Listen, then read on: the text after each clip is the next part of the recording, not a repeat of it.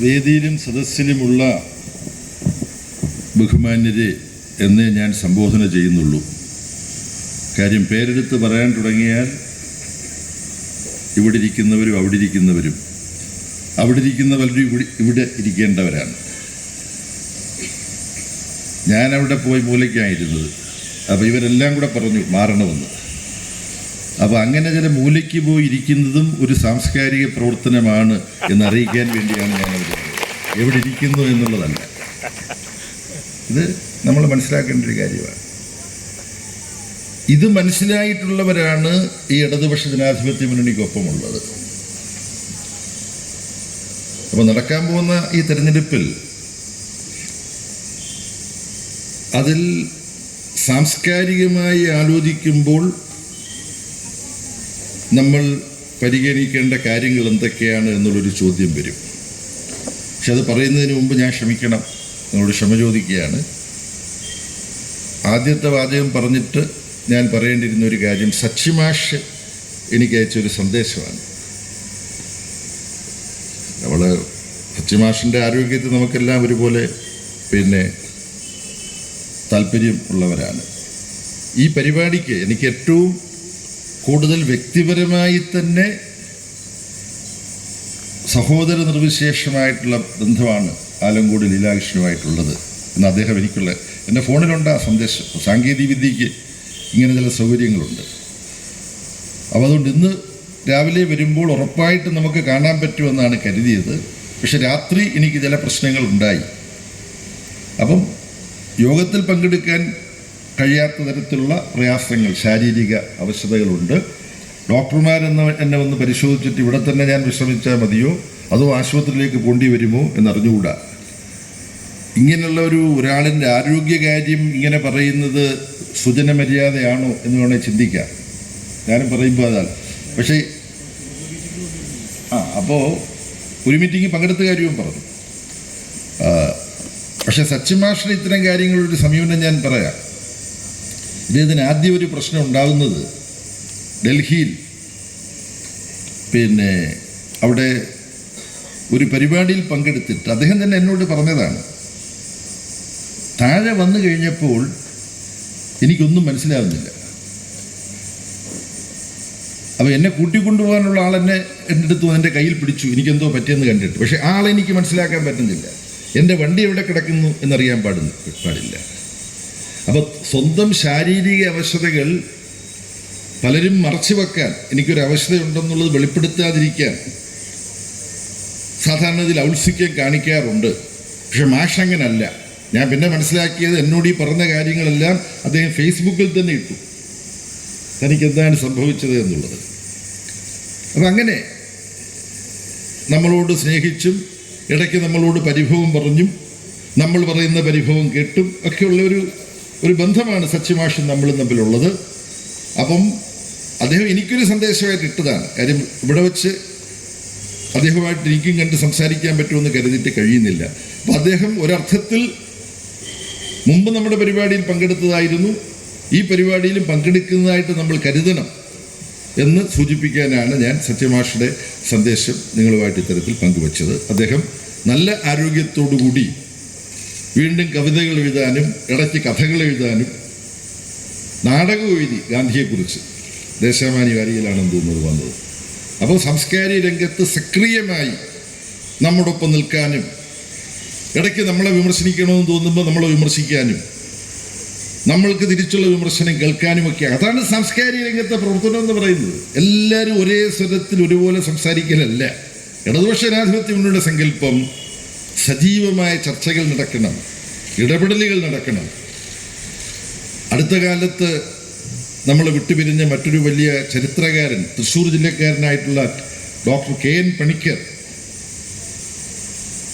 അദ്ദേഹം ചരിത്രകാരൻ എന്ന നിലയിൽ പ്രസിദ്ധനായ ആളാണ്. പക്ഷേ സാംസ്കാരിക കാര്യങ്ങളിലും അദ്ദേഹത്തിന് അഗാധമായ താല്പര്യം ഉണ്ടായിരുന്നു. അദ്ദേഹം പറയാറുള്ള ഒരു കാര്യമുണ്ട്, സാംസ്കാരികമായ ഇടപെടൽ നമുക്ക് ആവശ്യമാണ്, സംസ്കാരത്തിലുള്ള ഇടപെടലും നമുക്ക് ആവശ്യമാണ്. Cultural intervention and intervention in culture. സംസ്കാരത്തിലുള്ള ഇടപെടൽ എന്താണെന്ന് നമുക്കറിയാം. സാംസ്കാരികമായ സൃഷ്ടികളുണ്ടാവണം. മനുഷ്യ ജീവിതത്തിൽ തന്നെ അന്ത്യവിശകലനത്തിൽ റൈമണ്ട് വില്യംസിനെ പോലുള്ളവർ പറഞ്ഞിട്ടുണ്ട്, മനുഷ്യജീവിതവുമായി ബന്ധപ്പെട്ട സർവ്വതിലും വ്യാപിച്ചു കിടക്കുന്നതാണ് സംസ്കാരം. നമ്മുടെ വസ്ത്രത്തിൽ, നമ്മുടെ ഇരിപ്പിൽ, നോട്ടത്തിൽ, നമ്മുടെ ഭക്ഷണത്തിൽ, അവരനോടുള്ള നമ്മുടെ സമീപനത്തിൽ, അവരനോടുള്ള നമ്മുടെ ബന്ധത്തിൽ എന്ന് പറയുമ്പോൾ ഒരു ചോദ്യം വരും, അവരനുണ്ടോ? രമണ മഹർഷി ചോദിച്ചതാണ്, എങ്ങനെ അവരനുമായിട്ടുള്ള അകൽച്ച ഇല്ലാതാക്കണം എന്ന് ചോദിച്ചപ്പോൾ ആരാണ് അവരൻ എന്നാണ് ആദ്യം. അന്ത്യവിശകലനത്തിൽ നമ്മളെല്ലാം, ഈ പ്രപഞ്ചത്തിലെല്ലാം ഒന്ന് മറ്റൊന്നിനോട് ബന്ധപ്പെട്ട് നിൽക്കുകയാണ് എന്നുള്ളൊരു സാംസ്കാരിക വീക്ഷണമാണ് നമുക്കുള്ളത്. ഇവിടെ ഒരുപാട് പേരിരിക്കുന്നത് കൊണ്ട് ഒരുപാട് ഞാൻ സംസാരിക്കാൻ ഉദ്ദേശിക്കുന്നില്ല. ആശ്വാസമായി എന്നിപ്പോൾ നിങ്ങളുടെ മനസ്സ് പറഞ്ഞിട്ടുണ്ട്. നിങ്ങളുടെ മനസ്സിലുള്ള ചിന്തകളൊക്കെ ഞാൻ പിടിച്ചെടുക്കും കേട്ടോ. ഒരുപാട് സംസാരിക്കേണ്ട ആവശ്യമില്ല. ഞാൻ ആകെ എന്ത് പറയണമെന്ന് ആലോചിച്ചപ്പോൾ എനിക്ക് തോന്നിയത്, ഇന്നലെ ഒരു അസത്യം ഒരു ടെലിവിഷൻ ചർച്ചയ്ക്കിടയിൽ ഈ ഇടതുപക്ഷ ജനാധിപത്യ മുന്നണിയിലെ ഒരു ഘടക പാർട്ടിയായിട്ടുള്ള CPIM ഈ വയനാട് ദുരന്തമുണ്ടായപ്പോൾ ഫണ്ട് പിരിച്ചിട്ട് ആ ഫണ്ട് കൊടുത്തില്ല എന്ന് പറഞ്ഞ് എത്ര പേരുടെ ശ്രദ്ധയിൽ അത് വന്നിട്ടുണ്ടെന്ന് എനിക്ക് അറിഞ്ഞുകൂടാ. അപ്പം തന്നെ എന്നെ വിളിച്ചു, സഖാക്കൾ എന്താണ് സംഭവം? അപ്പം ഇടതുപക്ഷ ജനാധിപത്യ മുന്നണിയിൽപ്പെട്ടവരെല്ലാം ഈ ദുരന്ത ബാധിതരെ പുനരധിവസിപ്പിക്കാനെല്ലാമുള്ള പദ്ധതിക്ക് അവരവരുടേതായ സംഭാവനകൾ നേരിട്ട് കൊടുത്തവരുണ്ട്. ഉദാഹരണത്തിന് ഈ പാർട്ടിയിലൊരു ഉത്തരവാദിത്വം വഹിച്ചുകൊണ്ടിരുന്ന ഞങ്ങളുടെ സംഭാവന പാർട്ടി ഫണ്ടിലേക്ക് കൊടുത്തിട്ട് പാർട്ടി ഫണ്ടിൽ നിന്നല്ല കൊടുത്തത്. അപ്പോൾ വെറ്റി ഞാനും നേരിട്ട് പെൻഷൻ്റെ വിഹിതം അതാണ് വരുമാനം ഉള്ളത്. അത് മുഖ്യമന്ത്രിയെ തന്നെ ഏൽപ്പിക്കാനുള്ള അവസരം ഉപയോഗിക്കുക. അങ്ങനെയാണ് ഇവിടെ ഇരിക്കുന്ന നമ്മൾ ഓരോരുത്തരും ചെയ്തിട്ടുള്ളത്. പക്ഷെ CPIM മറ്റ് സ്റ്റേറ്റുകളിലെല്ലാം ഉള്ളവർ ഈ ദുരന്തബാധിതരെ പുനരധിവസിപ്പിക്കാനുള്ള പദ്ധതിക്ക്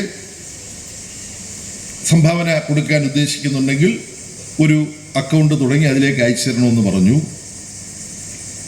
1 കോടിക്കടുത്ത് രൂപയാണ് മറ്റ് സംസ്ഥാനങ്ങളിൽ നിന്നും CPIM-ൻ്റെ അക്കൗണ്ടിലേക്ക് വന്നത്. ഞങ്ങളെപ്പോലുള്ള ഒരുപാട് പേര് നേരിട്ട് കൊടുത്തത് കൂടാതെ. അത് മുഖ്യമന്ത്രിയുടെ ദുരിതാശ്വാസ ഫണ്ടിലേക്ക് അയച്ചു കൊടുത്തതും അത് കിട്ടിയെന്ന് പറഞ്ഞിട്ടുള്ള ചീഫ് സെക്രട്ടറിയുടെ കത്തുമല്ല ഇന്നലെ രാത്രി ഞാൻ എടുത്ത് സാമൂഹ്യ മാധ്യമത്തിലിട്ടു. അത് വന്നിട്ടുണ്ട്. അപ്പം നമുക്ക് വോട്ട് പിടിക്കാൻ, സത്യം പറഞ്ഞിട്ട് വോട്ട് പിടിക്കാനല്ലേ ശ്രമിക്കേണ്ടത്. അപ്പം ഈ തെരഞ്ഞെടുപ്പിൽ ഒരു സാംസ്കാരിക പ്രശ്നമായിട്ട് എനിക്ക് തോന്നുന്നത്, ഈ നുണയെ ആശ്രയിക്കുന്ന ഒരു രാഷ്ട്രീയം അത് അനുവദനീയമാണോ? ഇടതുപക്ഷ ജനാധിപത്യ മുന്നണിക്കെതിരായിട്ട് നുണ പറയുമ്പം നമുക്കും കുറച്ച് നുണ അങ്ങോട്ട് തിരിച്ചു പറയാൻ പറ്റുമല്ലോ. അങ്ങനെ ചിന്തിക്കാവോ? ഇല്ല, പാടില്ല. തിരിച്ചു നുണ പറഞ്ഞുകൂടാ. സത്യത്തിൻ്റെ പക്ഷത്ത് നിന്നുകൊണ്ട് വേണം ഇടതുപക്ഷ ജനാധിപത്യ മുന്നണി ഈ തെരഞ്ഞെടുപ്പ് പോരാട്ടത്തിൽ പങ്കെടുക്കാൻ. അങ്ങനെ ആലോചിച്ചപ്പോൾ വൈലോപ്പള്ളി മാഷിൻ്റെ ഒരു പ്രയോഗം എൻ്റെ മനസ്സിലേക്ക് വന്നു. അപ്പോൾ അതാണ് മാനഭംഗം എന്ന കവിത. ഇതു കണക്ക് കാണുകിൽ ഇതര ദിക്കിലെങ്ങുമേ പുതുമകൾക്കു കേളി കേട്ട കേരളത്തിലെന്നിയെ പണിമുടക്കി ഉടമതൻ്റെ പടിമുടക്കി നിന്നുപോൽ പഴയ കൂലി കൂട്ടുകന്ന് പണിയെടുക്കും ആളുകൾ, അവരിലുണ്ട് പാറ പോലെ അടിയുറച്ച പുരുഷർ, അരിയ യൗവനക്കിനാക്കൾ തളിരണിഞ്ഞ തന്യുകൾ. അങ്ങനെയാണ് ആ കവിത പോകുന്നത്. എന്നാൽ മാനഭംഗം എന്നുള്ള പേര് ഇതിന് എങ്ങനെ വന്നു? എന്തിനു വന്നു? അതിന് അന്നത്തെ ഈ കവിത എഴുതുന്ന കാലത്തെ ഒരു സംഭവമാണ്. അതാണ് ഈ കവികൾ. ആലങ്കോട് ലീലാകൃഷ്ണൻ നമ്മുടെ സ്ഥാനാർത്ഥിയും കവി തന്നെയാണ്. പിന്നെ കവികളിതായിരിക്കുന്നു. രാമകൃഷ്ണൻ ചേട്ടൻ ഒരു സമകാലിക സംഭവത്തെ സാർവകാലിക പ്രസക്തമാക്കി തീർക്കും കവികൾ. ആ നിലയിൽ കവിതയിൽ അത് പ്രതിപാദിക്കുമ്പോൾ, അതുകൊണ്ടാണ് അന്നത്തെ സംഭവം ഞാൻ നിങ്ങളെ ഓർമ്മിപ്പിക്കാം. വൈലോപ്പിള്ളിയെ ഈ കവിത എഴുതാൻ പ്രേരിപ്പിച്ച അന്നത്തെ സംഭവം എന്താന്ന് പറഞ്ഞാൽ, 2 സ്ത്രീകളെ പോലീസുകാർ പിടിച്ചുകൊണ്ടുപോയി പോലീസ് സ്റ്റേഷനിൽ വെച്ച് മാനഭംഗപ്പെടുത്തി. അത് പറയാൻ തന്നെ നമുക്ക് സങ്കടം തോന്നുന്നില്ല. ഈ സ്ത്രീ പുരുഷ ബന്ധം എന്ന് പറയുന്നത് സംസ്കാര സമ്പന്നമാവേണ്ട ഒരു ബന്ധമാണ്. സ്ത്രീ എന്ന് പറഞ്ഞാൽ എനിക്ക് എന്തും ചെയ്യാം എന്ന് ചിന്തിക്കുന്ന പുരുഷൻ, എൻ്റെ ആഗ്രഹങ്ങൾ നിറവേറ്റാൻ എനിക്ക് എപ്പോൾ വേണമെങ്കിലും എൻ്റെ ഇഷ്ടപ്രകാരം സ്ത്രീയെ ബലം പ്രയോഗിച്ച് ഉപയോഗിക്കാം. അങ്ങനെ പോലീസുകാർ സ്ത്രീകളെ പോലീസ് ലോക്കപ്പിൽ വെച്ച് മാനഭംഗപ്പെടുത്തിയ സംഭവം, അതിനെ തുടർന്ന് അവർ പരാതിപ്പെട്ടു. പലരോടും, AKGയോടും പരാതിപ്പെട്ടു. AKG ഉണ്ട്.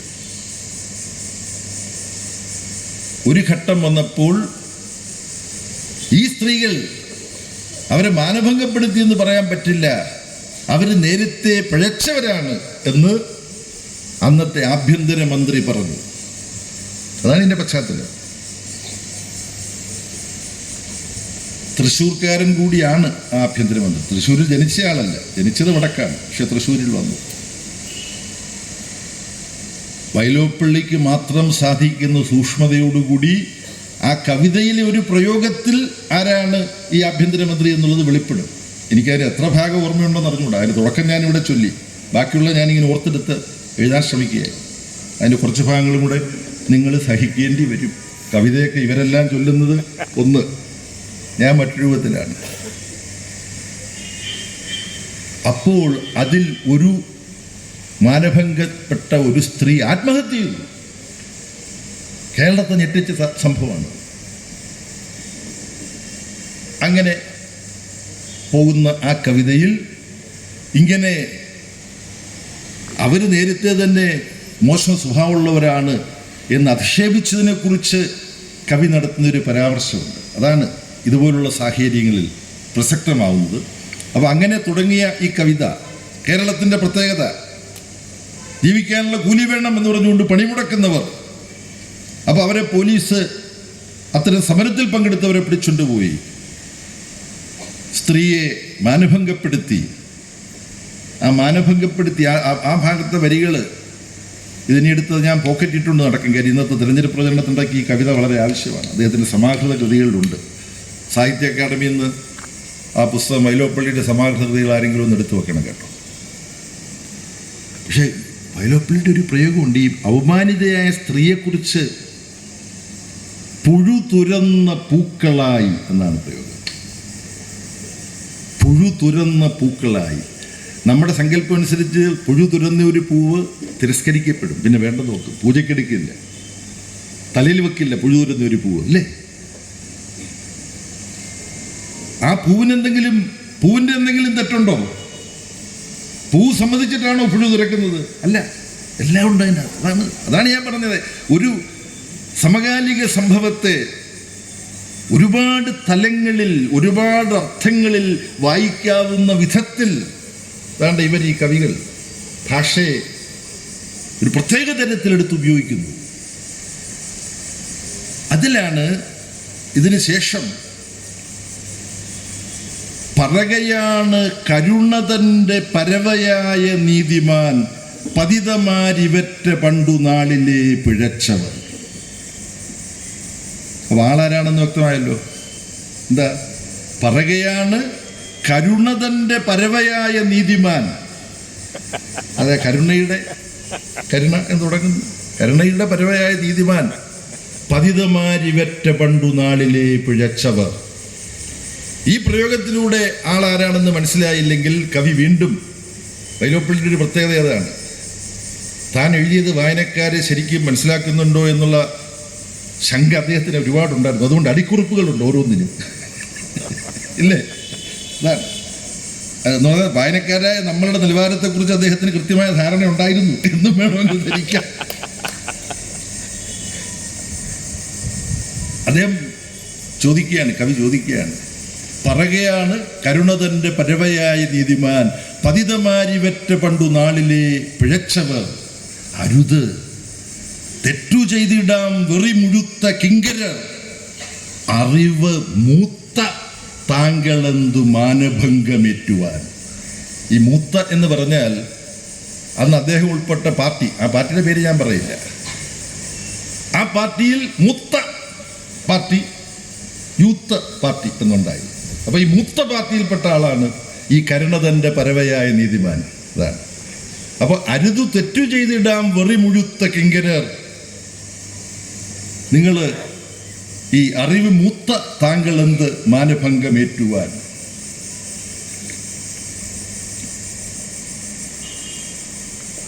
ഇനിയാണ് വൈലോപ്പള്ളി പൂർണ്ണ രൂപത്തിൽ വരുന്നത്. ഒഴുകുമശ്രു നീരിനാൽ കഴുകിടേണ്ട കന്മഷം, ഒഴുകുമശ്രു നീരിനാൽ കഴുകിടേണ്ട കന്മഷം അഴുകുമീ അസത്യമാം വിഷത്തിനാൽ പുതയ്ക്കയോ, അഴുകുമീ അസത്യമാം വിഷത്തിനാൽ പുതയ്ക്കയോ. അഴുകുന്ന അസത്യമാകുന്ന വിഷം പ്രസരിപ്പിച്ചുകൊണ്ട്, അതാണ് രാഷ്ട്രീയ പ്രവർത്തനമെന്ന് തെറ്റിദ്ധരിച്ച് ജനങ്ങളെ തെറ്റിദ്ധരിപ്പിക്കാൻ ശ്രമിക്കുന്ന ശക്തികൾ, ഇരുട്ടിൻ്റെ ശക്തികൾ ഈ തെരഞ്ഞെടുപ്പിൽ ഒളിഞ്ഞും തെളിഞ്ഞും രംഗത്തുണ്ട്. അവർ അഴുകുന്ന അസത്യമാകുന്ന വിഷത്താൽ പുതച്ചാണ് പലതരത്തിലുള്ള ആഖ്യാനങ്ങൾ നമ്മുടെ സമൂഹത്തിൽ നമ്മുടെ മുമ്പിൽ അവതരിപ്പിക്കുന്നത്. അത് നേരിടാൻ സത്യത്തിൻ്റെ വെളിച്ചവുമായി ഇവർ പരത്താൻ ശ്രമിക്കുന്ന ഇരുട്ടുകളെ ഭേദിക്കാൻ ജനങ്ങളുടെ അടുത്തേക്ക് ചെല്ലണം. ഈ ജനങ്ങളാണ് അവസാന വാക്ക്, നമ്മളാരുമല്ല. ജനങ്ങളാണ് അവസാന വാക്ക്. പക്ഷേ ജനങ്ങൾക്ക് മനുഷ്യൻ്റെ ഒരു പ്രത്യേകതയുമുണ്ട്, ആശയങ്ങളുടെ ഒരു പ്രത്യേകതയുമുണ്ട്. ആശയങ്ങൾ മനുഷ്യൻ്റെ ബോധത്തെ സ്വാധീനിക്കുമ്പോൾ ആശയം ഒരു ഭൗതിക ശക്തിയായിട്ട് മാറും. ആശയലോകം എന്ന് പറയുമ്പോൾ തന്നെ ഭൗതിക സമൂഹത്തിൻ്റെ ഭൗതികതയുടെ ഒരു ഉൽപ്പന്നമാണ് ആശയം. ആശയപ്രപഞ്ചമുണ്ട്, ആശയലോകമുണ്ട്. പക്ഷെ ആശയങ്ങൾ മനുഷ്യ സമൂഹത്തെ കൂട്ടത്തോടെ സ്വാധീനിക്കുമ്പോൾ അതൊരു ഭൗതിക ശക്തിയായിട്ട് തീരും. ഇപ്പോൾ ഹിറ്റ്ലറുടെ പിന്നാലെയും മുസോളിനിയുടെ പിന്നാലെയും ഒരുപാട് പേർ അണിനിരന്നു. അവരുടെ അപകടകരമായ ആശയങ്ങൾ അവർ അവതരിപ്പിക്കുന്നത് എങ്ങനെയാണ്? വൈലോപ്പള്ളി മാഷ് പറഞ്ഞതാണ്, അസത്യത്തെ സത്യമെന്നുള്ള മട്ടിൽ, വിഷം കലർന്ന സത്യമെന്നുള്ള മട്ടിലാണ് അവതരിപ്പിക്കുന്നത് പലരും. അതിൻ്റെ പിന്നിൽ അണിനിരന്നിട്ട് വലിയ പ്രശ്നങ്ങൾ ലോക ചരിത്രത്തിൽ ഉണ്ടാക്കിയിട്ടുണ്ടല്ലോ, ഇല്ലേ? അപ്പോൾ അസത്യം സത്യമാണെന്ന മട്ടിൽ ജനങ്ങളുടെ ബോധത്തെ സ്വാധീനിച്ചാൽ അപകടം ചെയ്യും. അതുകൊണ്ട് സത്യത്തിൻ്റെ വെളിച്ചവുമായി നാം ഓരോ വീട്ടിലും എത്തണം. നമ്മൾ ഇതുപോലുള്ള ആവശ്യത്തിന് ഒരു സാംസ്കാരിക സംഗമം കൂടാം, അത്യാവശ്യം കമ്മിറ്റികൾ കൂടാം. പക്ഷെ നമ്മൾ ഓരോരുത്തരും തെരഞ്ഞെടുപ്പ് മണ്ഡലം കമ്മിറ്റി നേതാക്കന്മാർ വരെ കയറാവുന്നത്ര വീടുകളിൽ കയറുക, അവരോട് സംസാരിക്കുക. നമ്മുടെ പ്രിയ കവി ആലങ്കോട് ലീലാകൃഷ്ണൻ, ഒരു സമൂഹത്തിൻ്റെ വളർച്ച ആ സമൂഹത്തിൻ്റെ സാംസ്കാരിക നിലവാരം കൊണ്ടുകൂടിയാണ് അളക്കാൻ കഴിയുക. നമ്മുടെ സമൂഹത്തിൽ സംസ്കാര ലോപം ആവുംപടിയുണ്ട്. നാം സ്വയംപ്രശ്നപരമായിട്ട് തിരിച്ചറിയേണ്ടതാണ്. അത്തരമൊരു സമൂഹത്തിൽ ഇടതുപക്ഷ പുരോഗമന പ്രസ്ഥാനം നമ്മുടെ നാട്ടിൽ വെളിച്ചം വിതറുന്ന ഒരു സാംസ്കാരിക പ്രസ്ഥാനം കൂടിയാണ്. ഇതിൻ്റെ ഭാഗമായി ആരെല്ലാം അണിനിരന്നിട്ടുണ്ട്? എൻ്റെ ആത്മസുഹൃത്ത് സഖാവ് ആലങ്കോട് ലീലാകൃഷ്ണൻ ഇപ്പോൾ ഈ തെരഞ്ഞെടുപ്പ് പോരാട്ട രംഗത്ത് നിൽക്കുന്ന ഏറ്റവും ജനങ്ങളിൽ ആവേശവും പ്രതീക്ഷയും ഉണർത്തുന്ന LDFൻ്റെ ഒരു സാംസ്കാരിക മുഖമാണെങ്കിൽ, ഇവിടെ നേരത്തെ സ്വാഗതം പറഞ്ഞ ഇക്ബാൽ പറഞ്ഞു പ്രൊഫസർ ജോസഫ് ഉണ്ടശ്ശേരിയുടെ കാര്യം. SK പൊറ്റക്കാട് അതിരാണിപ്പാടത്തിൻ്റെ കഥാകാരൻ പാർലമെന്റ് അംഗമായിരുന്നു AKജിക്കൊപ്പം. അതുപോലെ ഒരുപാട് പേരുണ്ട്. പാർലമെന്റിൽ എത്തണം എന്ന് നമ്മൾ അതുപോലെ ആഗ്രഹിച്ചയാളാണ് പ്രൊഫസർ ONV കുറുപ്പ്. ദിനാന്ത്യത്തിൽ അദ്ദേഹം എഴുതിയിട്ടുണ്ട്, ഏത് വാക്കോതി നിർത്തണം എന്നറിയാതെ ഞാൻ എന്തിനോ കാതോർത്തു നിൽക്കവേ നിശബ്ദരാക്കപ്പെടുന്ന മനുഷ്യർതൻ ശബ്ദങ്ങൾ എങ്ങു നിന്നൊക്കെയോ കേൾക്കുന്നു. അങ്ങനെയാണ് ദിനാന്ത്യം അദ്ദേഹം സമാപിപ്പിക്കുന്നത്. എന്നിട്ട് വി ഷാൽ ഓവർകം എന്ന ആശയം, ഇല്ല ജയിക്കും ഒരു ദിനം, നമ്മൾ ഒറ്റയ്ക്കല്ല, നമ്മളാണ് ഈ ഭൂമി. അതാണ് അവിടെയാണ് കവി വരുന്നത്. പക്ഷേ ONV സാറ് തിരുവനന്തപുരത്ത് മത്സരിച്ചപ്പോൾ പ്രത്യേക സാഹചര്യത്തിൽ അദ്ദേഹത്തിന് ജയിക്കാൻ കഴിഞ്ഞില്ല. അപ്പോൾ ഇടതുപക്ഷ ജനാധിപത്യ മുന്നണി പ്രസ്ഥാനം എന്ന് പറഞ്ഞാൽ ഈ പ്രസ്ഥാനം തന്നെ വളരെയധികം സാംസ്കാരികമായ ഉള്ളടക്കമുള്ള, സാംസ്കാരികമായ വീക്ഷണമുള്ള ഒരു പ്രസ്ഥാനമാണ്. രാജ്യസഭയിലേക്ക് ആളുകളെ നാമനിർദ്ദേശം ചെയ്യാൻ കമ്മ്യൂണിസ്റ്റ് പാർട്ടികളോട് ഓരോരുത്തരെ നാമനിർദ്ദേശം ചെയ്യാൻ പറഞ്ഞു. ദേവഗൗഡ ഗവൺമെന്റ് ഉള്ളപ്പോൾ CPI ഷബാന ആസ്മിയാണ് നാമനിർദ്ദേശം ചെയ്തത്. മൃണാൾ സെന്നിനെയാണ് CPIഎമ്മിൻ്റെ അഭിപ്രായം അനുസരിച്ച് രാജ്യസഭയിലേക്ക് വന്നത്. നമ്മുടെ സാംസ്കാരിക ജീവിത ലോകത്തിലെ രണ്ട് മഹാപ്രതിഭകൾ പാർലമെന്റിലേക്ക് എത്തിയത് ഇടതുപക്ഷ പുരോഗമന പ്രസ്ഥാനത്തിൻ്റെ കാഴ്ചപ്പാടും സമീപനവും പിന്തുടർന്നുകൊണ്ടാണ്. തൃശ്ശൂരിൻ്റെ മഹത്തായ പാരമ്പര്യം വീണ്ടെടുക്കാൻ സഖാവ് ആലങ്കോട് ലീലാകൃഷ്ണൻ്റെ വിജയം ആവശ്യമാണ്. ഇടക്കാലത്ത് തൃശ്ശൂരിനെ പറ്റിയ ചെറിയൊരു കൈത്തെറ്റ് അത്രയും പറഞ്ഞ് അവസാനിപ്പിക്കുന്നതാണല്ലോ എനിക്ക് നിങ്ങൾക്ക് നല്ലത്. ആ ചെറിയ കൈത്തെറ്റ് തിരുത്താനുള്ള മഹത്തായ ഒരു അവസരമായി കൂടി ഈ സന്ദർഭം വിനിയോഗിക്കണം എന്ന് വിനയപുരസ്സരം നിങ്ങളോട് അപേക്ഷിച്ചുകൊണ്ട് ദീർഘമായി ഞാൻ പ്രസംഗിക്കില്ലെന്ന് പറഞ്ഞപ്പോൾ നിങ്ങൾ പലരും അത് വിശ്വസിച്ചിട്ടില്ല. ഞാൻ പ്രസംഗം നിർത്താൻ പോവുകയാണ്. അരിവാൾ നെൽക്കതിർ എന്ന് പറയുന്ന ചിഹ്നം യഥാർത്ഥത്തിൽ അധ്വാനത്തിൻ്റെ ഫലമായിട്ടാണ് ആർക്കും എന്തെങ്കിലും ഭക്ഷിക്കാൻ പറ്റും. ഭക്ഷണമാണല്ലോ ആദ്യം വേണ്ടത്, അല്ലേ? സാംസ്കാരിക രംഗത്ത് ഒരു കാലത്ത് വലിയൊരു പ്രശ്നമായിരുന്നു. ബഷീറും കേശവദേവും തകഴിയും പൊൻകുന്നം വർക്കിയുമൊക്കെ എഴുതുന്ന കാലത്ത് വിശപ്പ് ആയിരുന്നു മനുഷ്യൻ്റെ ഒന്നാമത്തെ പ്രശ്നം. അത് ഇടതുപക്ഷം പറയാറുണ്ട്.